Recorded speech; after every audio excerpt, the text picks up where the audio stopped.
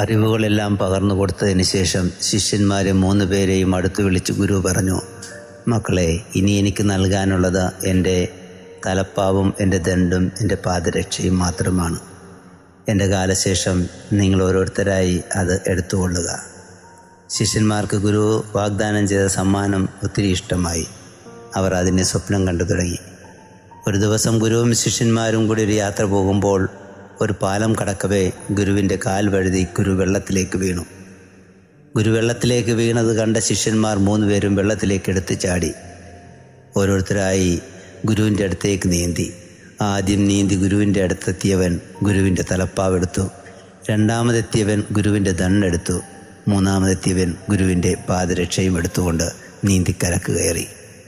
ആരും ഗുരുവിനെ രക്ഷിക്കുന്നതിനെക്കുറിച്ച് ഓർത്തില്ല. പ്രിയരെ, മനുഷ്യൻ്റെ സ്വഭാവം ഇതാണ്.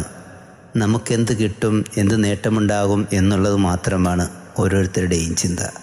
എന്നാൽ എന്തു കൊടുക്കണം എന്നതിനെക്കുറിച്ച് ആരും ചിന്തിക്കുന്നില്ല. ഒരുവൻ്റെ ജീവിതം ധന്യമാകുന്നത് നേടിയെടുക്കുമ്പോൾ മാത്രമല്ല, കൊടുക്കുമ്പോൾ കൂടിയാണ് എന്ന് നമുക്ക് ധ്യാനിച്ചെടുക്കാൻ പഠിക്കാം.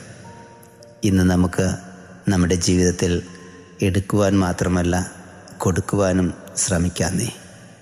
ജീവിതത്തിൽ സന്തോഷം കൂടെ ഉണ്ടാവും. God bless you.